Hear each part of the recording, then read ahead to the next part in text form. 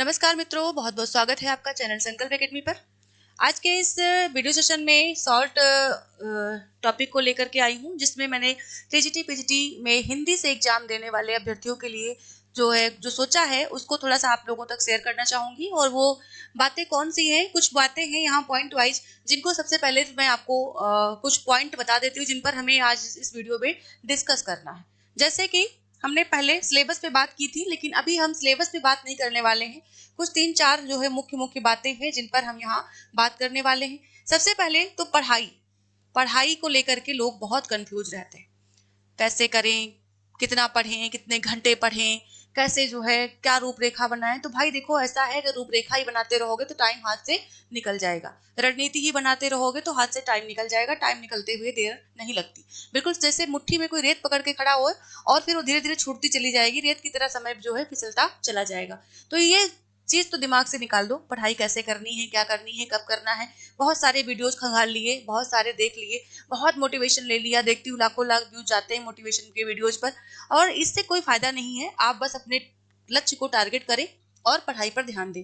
तो ये चीज तो हो गई। दूसरी चीज ये कि कहाँ से पढ़ें, बुक कौन सी उठाएं। आप देखिए, जैसे कोई ये जब पूछता है ना कि बुक कौन सी उठाएं, तो उसके ऊपर मुझे बहुत हंसी आती है। हर कोई ये चाहता है कि कोई एक ऐसी बुक मिले जिसमें सब कुछ मुझे मिल जाए और मैं सीधे सीधे मास्टर बन जाऊं। ऐसा तो पॉसिबल नहीं है भाई।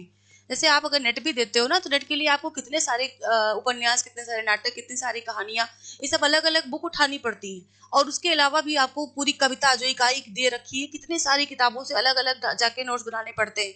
तो इतना आसान तो नहीं है। वो तो सिर्फ नेट के लिए है, आपको एलिजिबिलिटी के लिए है, एलिजिबिलिटी टेस्ट है। लेकिन ये दोनों क्या है? ये दोनों आपके नौकरी के लिए सीधे सीधे टेस्ट हैं, जो कि आपको आपके लक्ष्य तक पहुंचाएंगे। और उसके लिए आप बुक पूछते हो कौन सी बुक से पढ़ ले।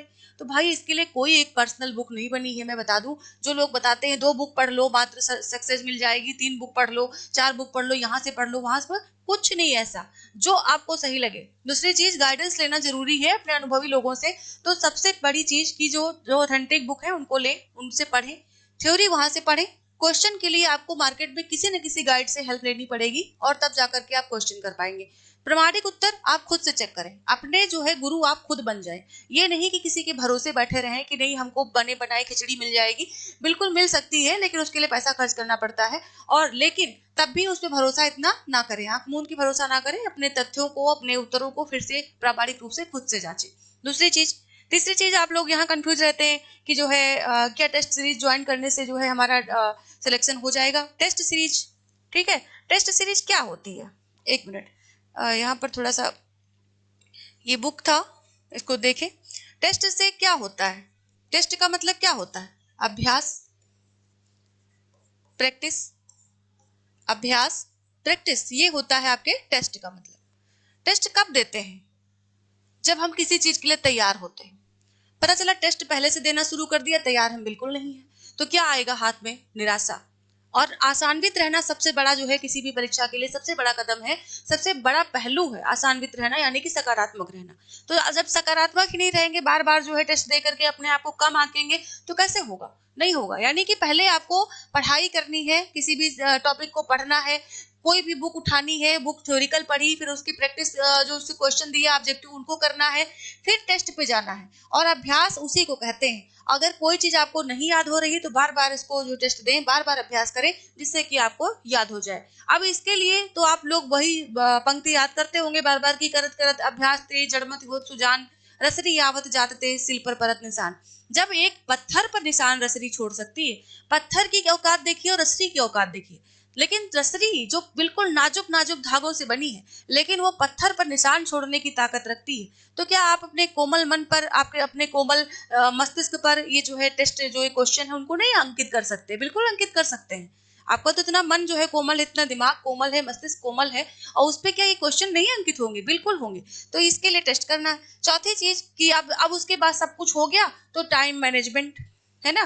टाइम मैनेजमेंट आप कहाँ से सीखेंगे? टाइम मैनेजमेंट, जैसे हमारे लिए जो कठिन क्वेश्चन होते हैं, उन कठिन क्वेश्चन को करने के लिए हमारे पास समय ज्यादा होना चाहिए। और जो आसान से क्वेश्चन, उनको पहली नजर में जिनके उत्तर आ गए, अब हिंदी कोई मैथमेटिक्स तो है नहीं, केमिस्ट्री तो है नहीं कि उसको सॉल्व करेंगे, न्यूमेरिकल लगाएंगे, फार्मूले उसमें यूज करेंगे, ऐसा तो कुछ होता नहीं है। लेकिन फिर भी यहाँ पर हम लोग फार्मूले नहीं, अपना दिमाग लगाते हैं, अपने ट्रिक्स लगाते हैं कि अगर हम किसी क्वेश्चन में उलझ रहे हैं तो उलझने के बाद हम उससे निकलेंगे कैसे, बाहर कैसे निकलेंगे, सुलझेंगे कैसे। तो ये चीज समझने के लिए आपको क्या करना पड़ेगा, अपना टाइम मैनेजमेंट चेक करना है। इसके लिए आपको प्रॉपर एक टेस्ट सीरीज ज्वाइन करना ही चाहिए जो आपके 2 घंटे में आपका पूरा 125 क्वेश्चन का एग्जाम करा सके। और वो एग्जाम करने के लिए आप बिल्कुल सेपरेट एक रूम में बैठे जहां कोई डिस्टरबेंस ना हो। समझ लीजिए बिल्कुल हम आज इसी तरह से अपने एग्जाम को जी रहे हैं। लेकिन ये कब करना है, ये तब करना है जब आप अपने सारे टॉपिक को कवर कर चुके हो, क्लियर कर चुके हो तब। क्योंकि इससे ज्यादा आपको नीचे ले जाने के लिए और कुछ नहीं बना है। आप हतोत्साहित हो जाएंगे अगर आप बार बार क्वेश्चन देखेंगे और कठिन वाले देखेंगे तो आप हतोत्साहित हो जाएंगे। लेकिन इससे पहले अगर आपने तैयारी की, इससे पहले पेपर दिया है, तब आपको जरूर जरूर पहले ही से टेस्ट ज्वाइन कर लेना चाहिए, जिससे कि आप अपनी तैयारी में एक मील का पत्थर साबित कर सकें उस चीज को। क्योंकि जब आप 2 घंटे बैठ करके वहां पर जिन सरल क्वेश्चन को आप सरल मान रहे हैं, हो सकता है आपके एग्जाम टाइम में वही आपको कठिन लगे। तो कैसे उनको सॉल्व करेंगे, हम लोग ट्रिक का सहारा लेते हैं, हम लोग यूज करते हैं, आपको भी यूज करना पड़ेगा। जैसे मान लीजिए मैंने कहा कि पूर्वी हिंदी की बोली नहीं है, ठीक है, ऑप्शन दे दिया, अवधी, बघेली, छत्तीसगढ़ी, ब्रज। अब हमने दे दिया इसमें से कौन सी बोली नहीं है, भैया तब तभी तो सॉल्व कर पाओगे जब याद होगा। और याद होने के लिए सिर्फ याद रखना जरूरी नहीं है कि हमने याद किया था अवधि थी, छत्तीसगढ़ी थी, नहीं हमें लग रहा है भोजपुरी भी थी। ऐसे याद करते रहेंगे तो दिमाग चला जाएगा, सारा दिमाग चला जाएगा प्लस समय चला जाएगा। इसके लिए ट्रिक का यूज करना पड़ता है। इसके लिए अपने मैनेजमेंट, टाइम मैनेजमेंट को देखना पड़ता है कि किस क्वेश्चन को हम कितना टाइम दे रहे हैं। तो ये सब चीजें आपको ध्यान रखनी पड़ेंगी। आपने फटाफट दिमाग में लगाया कि आधी मांगे पूरी हिंदी ऐसी थी, यानी कि आधी मांगे पूरी हिंदी में क्या था कि अवधि जो है अर्धमागधी से निकली है पूर्वी हिंदी, और पूर्वी हिंदी में अवधि, बघेली, छत्तीसगढ़ी आती है। फटाफट दिमाग में आया, फटाफट आपने कर लिया। तो इस तरह के जो है लॉजिक, जैसे मान लीजिए अष्टछाप के कवि पूछ लिए, इसमें अष्टछाप का कवि कौन नहीं है। मैं हिंदी की बात कर रही हूँ, मैं मैथमेटिक्स की बात नहीं कर रही हूँ, मैं केमिस्ट्री की बात नहीं कर रही हूँ कि आपको फार्मूले लगाने हैं, बहुत टाइम लगेगा, किसी क्वेश्चन में किसी में कम लगेगा, ऐसा कुछ नहीं होना है।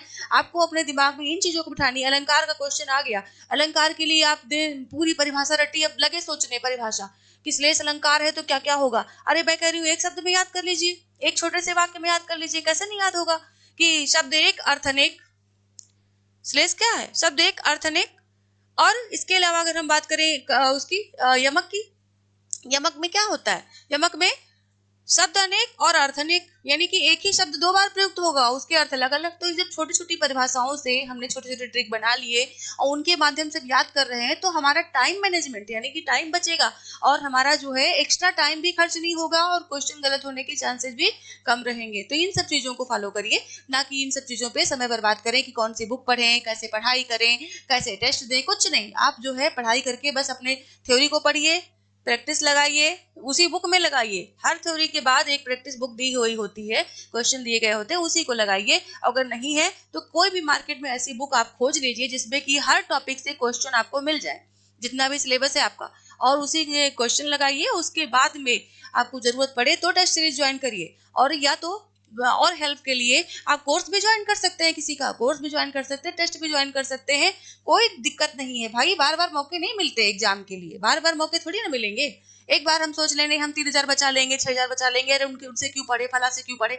अरे किसी से भी पढ़ लो जिससे आपको भला मिल जाए, जिससे आपका फायदा हो जाए, किसी से भी पढ़ लो। 3,000 रुपए की क्या औकात है, 5,000 की क्या औकात है, 8,000 भी कोई ले रहा, 11,000 भी कोई ले रहा, तो दे दो भाई, क्या दिक्कत है।